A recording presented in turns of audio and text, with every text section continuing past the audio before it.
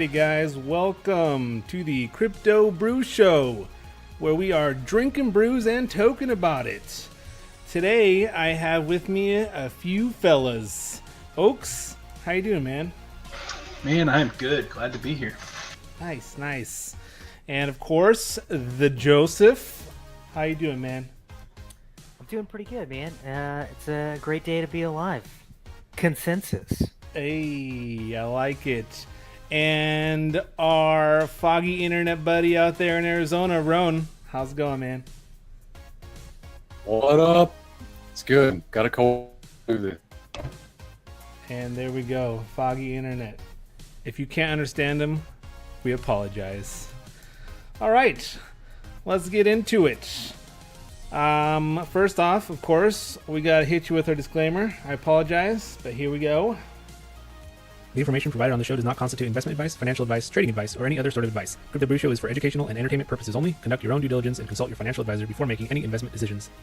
There we go. Hashtag NAFAMU. Not a financial advisor. My own opinions. We use that a lot around here if you hear that. And of course, hashtag BYOB. Let's move forward here. Let's go to state of the market. State of the market. Oaks, you want to fill us in on what's going on here today? Absolutely, man. So we got Bitcoin sitting at number one. Well, we're sitting at 8,375 cents on the 24-hour. We're down 1.47%. Number two, we're sitting on Ethereum at $708.72. We're up 0.3%. And Ripple sitting at 71 cents. And we are also up 2.35%. What do we got next, Charlie? Looks like we got our global market cap sitting at 385 billion, 24-hour volume 21 billion, and BTC dominance hanging around 37%. Let's go ahead and move over to the biggest gainers and losers here. Joe. All right, guys. On the top of the chart, we've got hydrogen. You know why? Because it's in the sky. It rose real high. Up 101.5% right there in the past 24 hours. Below that, we got Paypex at 66.19%. Coin Poker. Poke her? Poker in a what? Exactly. Poker face. All right, so then we've got Educare right behind that at 30.71. And then our losers. We got HTML coin kind of going up and down, going crazy like 29.04%. Below that, we've got CoinDash at 21.87. Vibrator. And the ladies, they're going down to get that vibrate. Down to 18.64%. A lot of no names really on this list, guys. We got Populous on there. Heard some things about that. But we've got Lambden out there as well as a loser, but we know that, that's just turn of the market. It's all right, guys. Lambden, Tau is Tau. Tau will top. I want to know why how much HTML coin has in max supply or total supply, or no, circulating supply for that kind of price. it's ridiculous. That must have billions of coins floating around. All right, nice. Let's look at our lovely heat map, courtesy of BitScreener. Market, not great today. XRP's up, Tron's up, ETH a little bit. Zcash still going with their news from, what was that? Gemini Exchange listing them, or soon to list them. But overall market, down for a little while here. Let's head over to market news. Headliners, our first headline here. SEC launches its own fake ICO as a warning to investors. What are your thoughts on that, guys? I actually think that this is good. If you go to the website, and if you're a layman and you're not used to the whole ICO thing, and it's kind of a good tips and tricks kind of thing for new people into ICOs. Joe? I think it's a good thing. Granted, it probably didn't take them much time to create this website and build a fake white paper and they're it just it's kind of irritating that they're putting money towards this. You know, why doesn't the SEC back cryptocurrency and like start pushing for that initiative instead of making dubious fake sites that are called corrective action for education purposes? I mean, it is the space. It is volatile. You know, sometimes you're gonna find things that you're not really into, or it's gonna like bite you. But that's how you learn, not by this. I think at the end of the day, like, if you, I mean, yes, this was literally thrown up by a 12-year-old child. Like, they were all stock photos. Like, you could definitely tell just by being on the website. Like, their team wasn't even linked to their LinkedIn. Like, there were a lot of red flags on that website. But then again, you have to think about like who they're trying to protect. So, I mean, in that aspect of how quickly it was thrown together, I don't think very much money was put towards it, and so just an easy thing that they can throw out and help the everyday person that comes in, like your granddad wants to get into cryptocurrencies. Here's about ICOs, and instead of getting fraud, and he gets thrown to that website, and it's like, okay, Well, my whole thought process is not the money that it took to like put it together, but they're wasting valuable advertising dollars to promote it. You know, like I just don't understand. yeah, that makes sense. Yeah, wasted resources. What was that, Ron? Nothing. Resources. Oh, Just I got you. Oh man, I love your internet right now, Ron. Next one. Jack Dorsey hosts Bitcoin will become the web's native currency. And I think I actually pulled up his headline for you, Joseph. I don't remember exactly why, but you got any thoughts on this headline? Yeah, the major reason why is you know, I've been a huge proponent that Bitcoin is going to lose its dominance, and I still think it is. I think these stable coins and how that's going to affect things is going to control that shift. However, there is great usability in this, in the fact that they did bring it up at consensus. They really are pushing for this, and I think that would be awesome. I just don't know about full usability of like 0.0001 Bitcoin versus one whole coin, just one that you could match up to $1 easily. And that's the only thing that I kind of thought negatively about this, but I think this is awesome that they're talking about it, and I hope it moves forward. Oh, I know there's a lot of talk on having the denominations for Bitcoin. Like one Satoshi would be like 1 bit, and then 1 finny. I don't exactly know why it's called a finny. I know that's a crypto term of some sort, but that would designate $1 in Bitcoin. Whatever Bitcoin is at that time, that would constitute $1, but it wouldn't be easily converted. You'd have to do some math probably. So there's that. Oaks, anyone want to say something? I think this is really good that a CEO of a major company that has really revolutionized the space of being able to swipe cards with Square is saying something about Bitcoin, and I wouldn't take it in the sense of it just being Bitcoin. I think he's just saying that as it's a buzzword in that sense. But I mean, he says throughout this article that he is a big proponent of Bitcoin. But I just don't see Bitcoin with how slow it is, unless they can implement like the Lightning Network or whatever completely into it. With how slow it is, I don't see it being the native currency. I just think maybe he was saying Bitcoin in the sense of just that's the buzzword. Right. All right. Actually, now I remember. Roan, this headline was for you because I know you're on the kind of the same area as Joe in that sense of Bitcoin losing dominance and other coins maybe topping it at some point. Yeah, man. I mean, I see Bitcoin as a store of value more than a currency.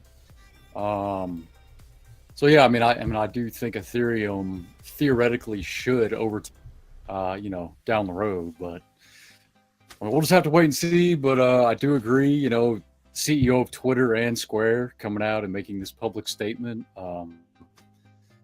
supporting Bitcoin. That's good. It's good stuff. Absolutely. All right, let's move on. Goldman Sachs backed Circle launches a dollar-backed crypto. And actually, this one was for you, Joseph, because I know you were talking about stable coins. You love your stable coins. What are your thoughts on a big company backed by another big bank launching a Tether-esque coin?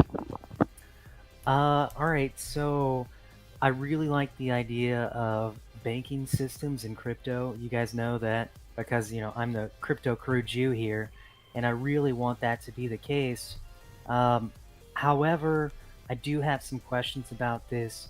I know we've talked about Circle on a couple of past shows, but I just don't know about the centralization behind Circle and whether or not Goldman Sachs is going to have control over this, because they could end up becoming another Federal Reserve Bank. The thing that I see in like this article, it doesn't say a lot about Goldman Sachs throughout this whole thing. It's really, this article is just basically saying that Circle is turning into, I think, what is it, Centra, and that Centra is going to be its. Well, I mean, the only reason why Goldman is they backed it.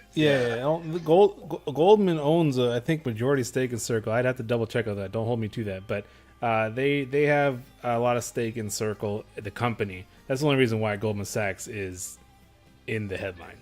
That makes sense. I can be I can be like Mr. Conspiracy Theorist or whatever. I don't know what you want to call it, but with their role in Illuminati, the housing bubble or whatever, just like every time I see Goldman Sachs, I don't even want anything to do with it. Hey, I mean, if there's a safer Tether out there, I want it. Well, what are you saying, Ron? Oh, I'm in the same boat. I mean, I don't want anything to do with Wall Street money. But there's also Havin as the USD, and there's True US Dollar. So there are options coming out.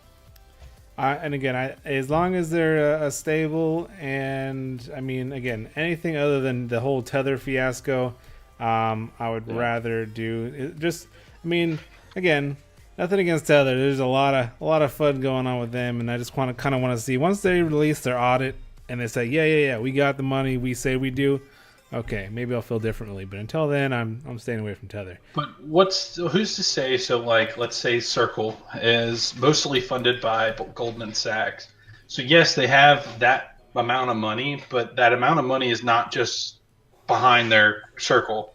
That amount of money is being thrown into this account, this over here. They're doing everything with it in every way. Yes, that's what they have, but it could be lost at any moment because of this investment over here. Well, so that's my worry. I know there's some kind of escrow that it goes hand in hand with these dollar peg coins. So, I mean, we'll definitely look into it. I'm not going to hold my money when the market's tanking unless we do a little bit more research. But maybe we have an episode solely on stable coins and go through all the stable coins and really I have to read the article a little better, but I think Centra is the actual stable coin, and in their white paper, like it says right there, they want to be completely separate from Circle eventually. But right now they're kind of together.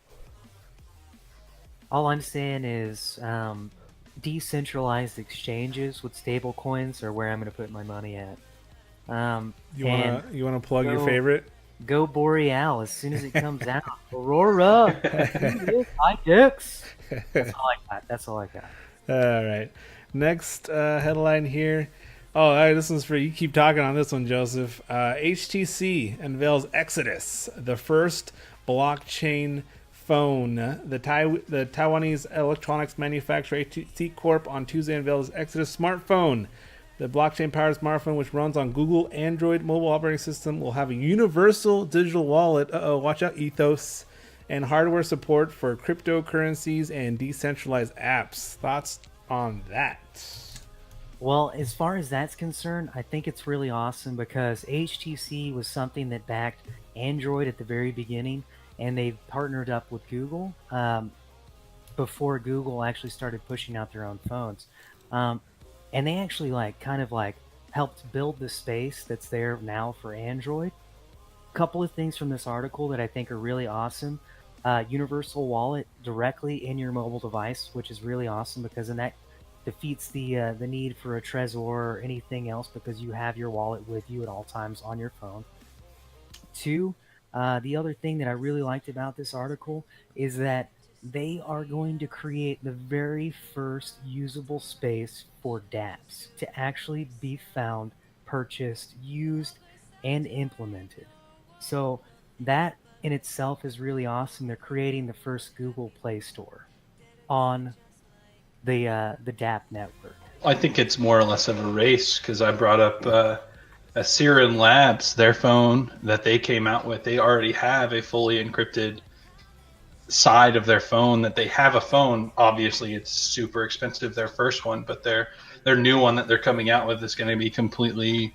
You're going to be able to buy it as an everyday person. It's going to be your normal, iPhone level type purchase, and they're promising to do the same thing. So I think it's kind of going to be a race between HTC and Siren Labs.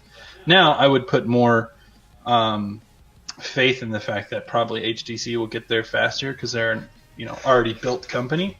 But the way I look at it is that's awesome. I love that a major company is going to put their effort towards doing something like that. But it's also a race between a company that already has a phone that's fully encrypted.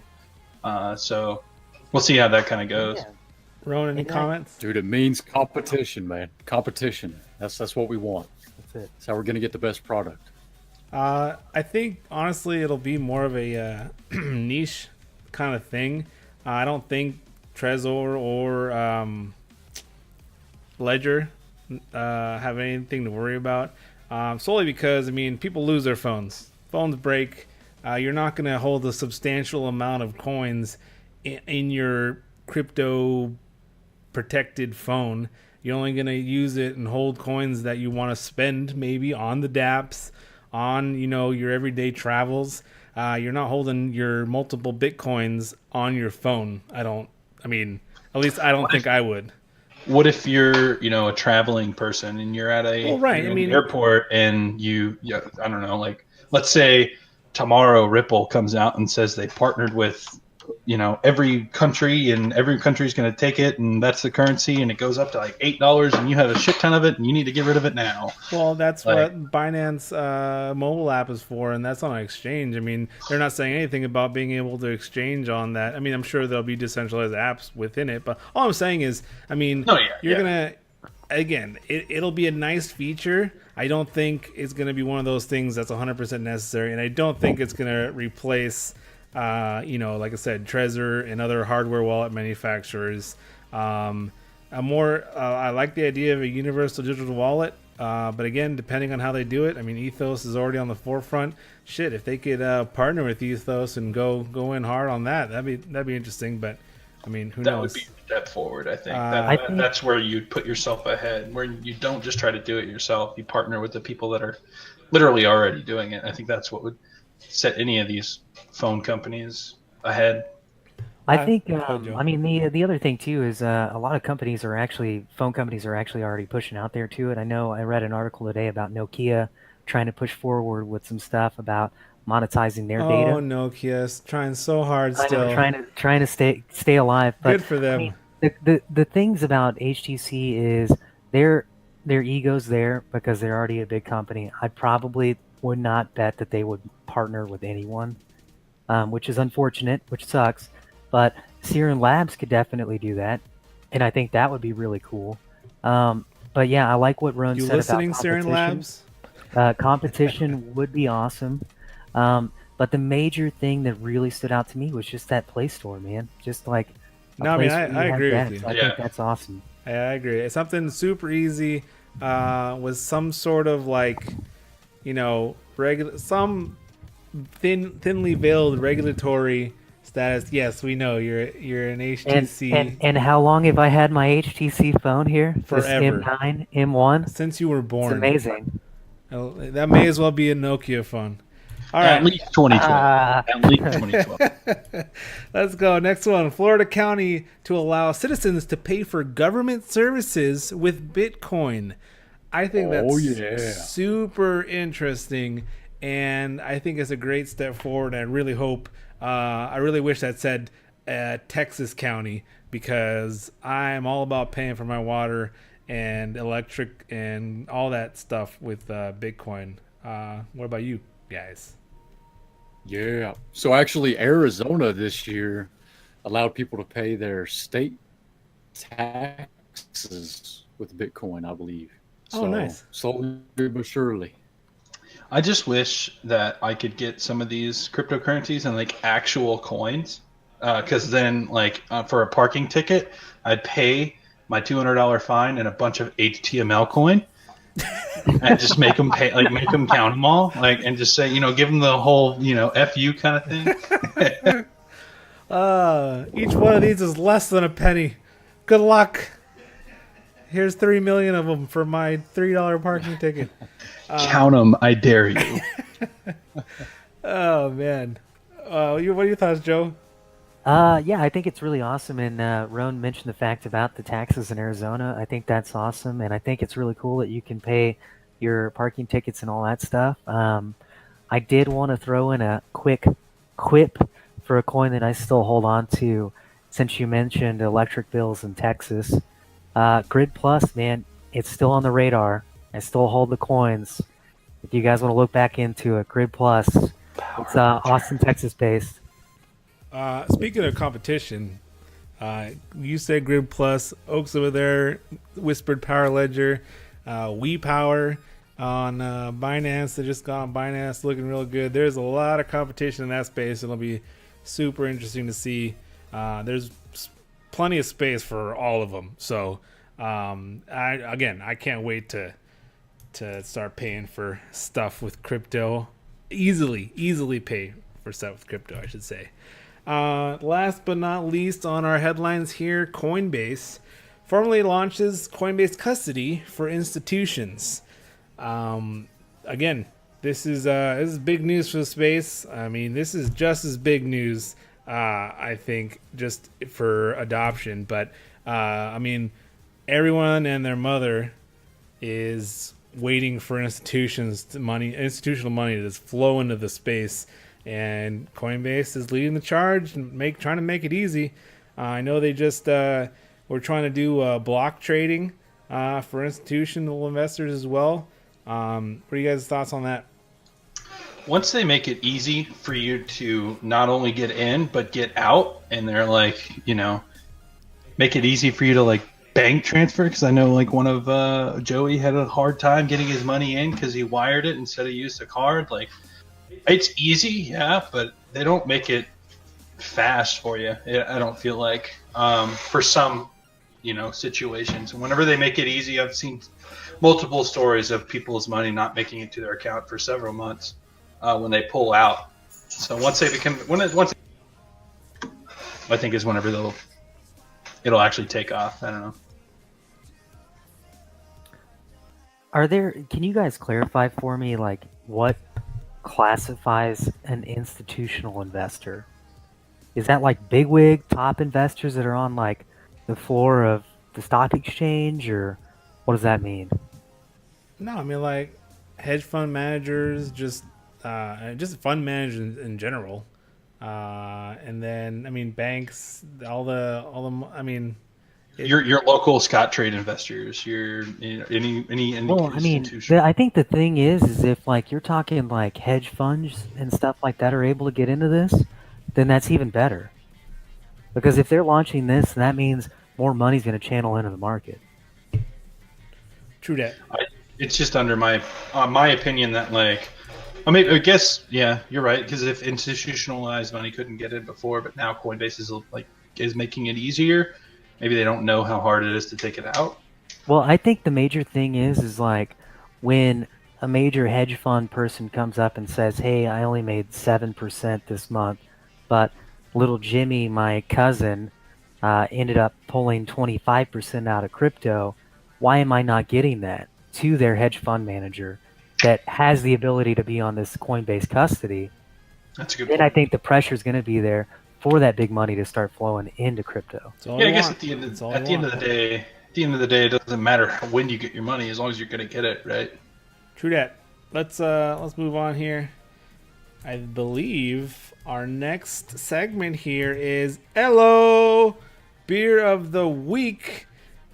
BFD, beer for drinking, or hashtag buy the dip. You know what I'm saying? There are days when you want a beer, just a beer that hits all the right spots. Well, this is it. No snifters required. No special occasions, just an unfussy, uncomplicated, happy blonde. We all like happy blondes, you know what I'm saying? Happy blonde ale. Oh, we just lost all of our women viewers. I'm sorry. Damn. Bye. Honestly, it's a hoppy blonde ale. I'll bring him back. Yeah, it's hoppy, man. It's not happy blonde. Come on, man. Brewed Don't to forget fit. about we the like our brunettes. hoppy blondes too, right? Don't forget about the brunettes. Oaks, you did not just say that. That was worse than me. That was worse than me. All right. Anyway, let's try a hoppy blonde ale brewed to fit in no matter where it goes. This isn't beer for collecting. This is beer for drinking. 3.78 out of 5 on Beer Advocate website. Brewed by Sierra Nevada Brewing Company out of California in the United States. It's an American blonde ale. Alcohol by volume, 4.8%. And its availability rotating throughout the year. And that is that. Next, we got our lovely hop sheets. Everyone loves a nice hop sheet. A little research goes a long way. I know Joe has some good insight on what is a hop sheet. All right, guys. As Charlie said, a little research goes a long way. This is actually what we utilize to do our research. This is a hop sheet. What's in there is awesome technical analysis over past few day time span, as well as the amount of coins that are in there. And we also break it down by the team members, their backgrounds, and give you an idea of where they came from and also what the coin is all about. Not only that, but we do have access points with hyperlinks for every single one of their social media pages, along with another beer that you could potentially find. So take a look at those hop sheets. In order to do that, you're going to have to subscribe to our channel. So get out there and subscribe away. So bring it on down and get in on the hop sheet action.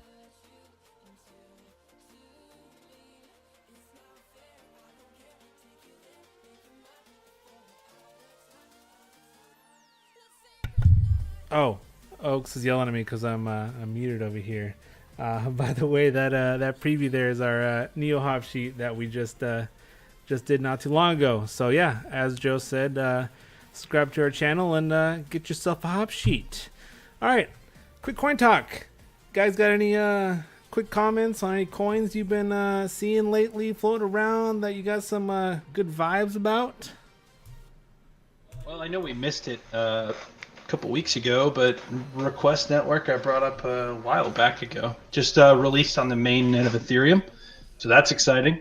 Apologize for not being here to let you know whenever it happened, but no, you're good. Always good to see mainnet launches and coins moving forward. Joe, I know you were talking about one right before the show started. What one was that again? I don't remember what it was called.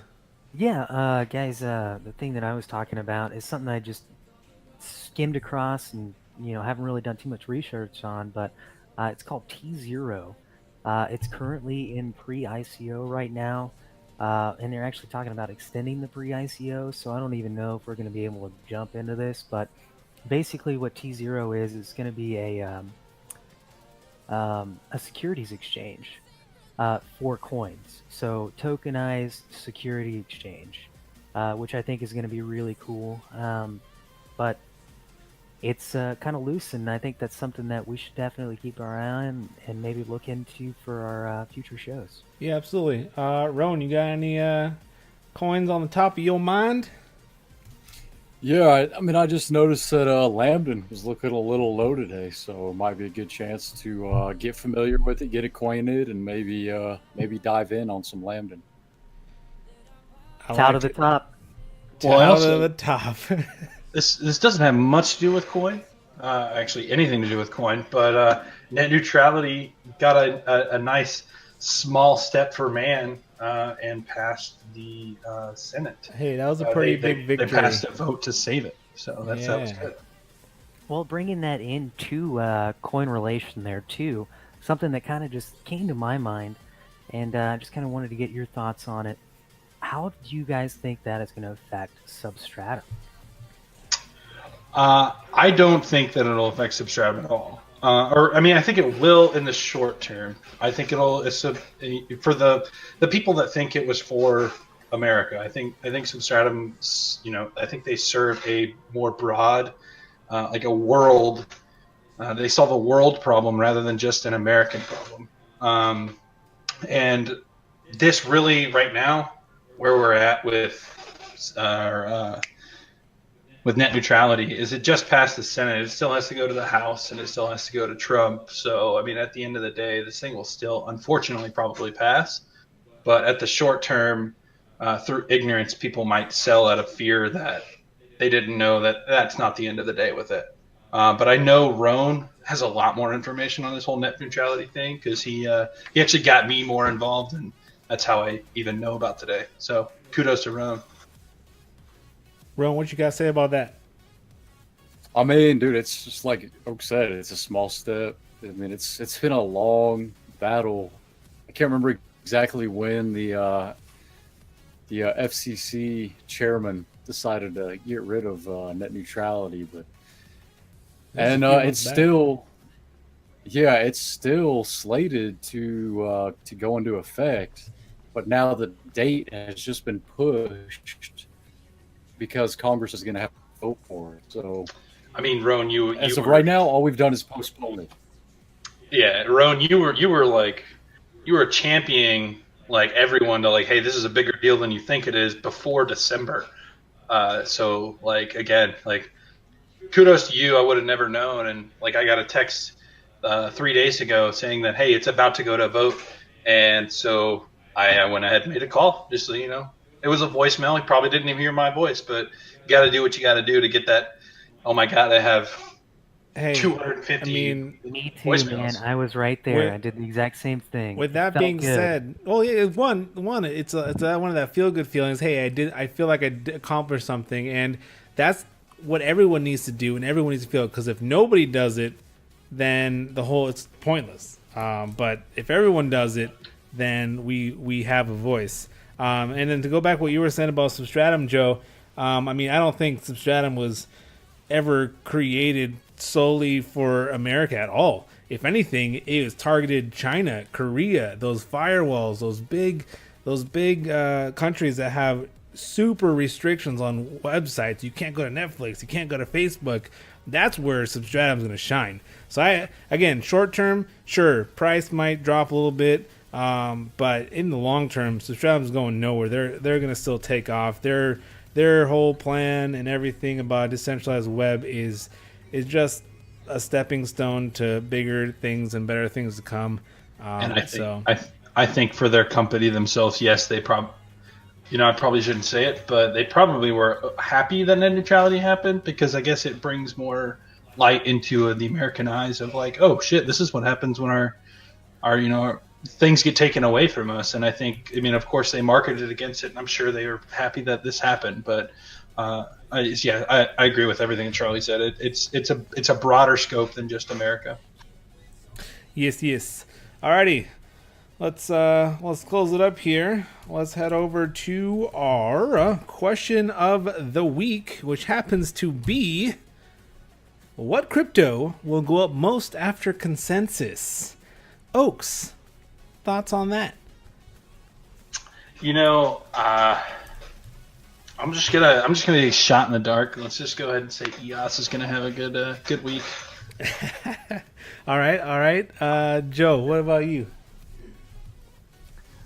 Since really nothing's been happening in the markets during consensus, and we've been losing a lot of stuff, some could say that ZIL was happening, as in Zilliqa rising to the top. Let's go ahead and push for that. That's my choice. Your puns are terrible.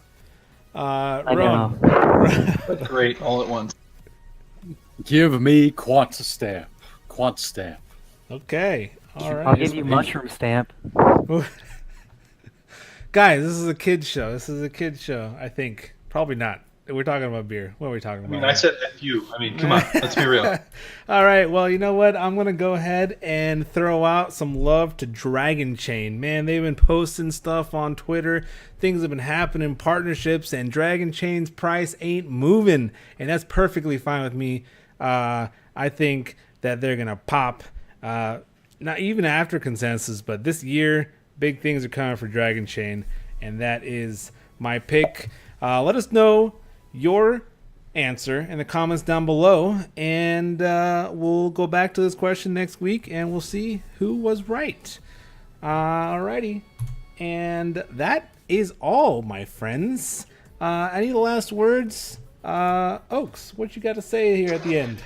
Cheers, guys. Thanks for coming in here and chilling with us. There you go. Jojo. All right, guys, remember, stay bold and keep them cold. I like it. Roan. Drink beer and poker in the what? Awesome. Alrighty, guys. Well, thanks for watching the Crypto Brew Show this week. Like and subscribe below for more show. Salute.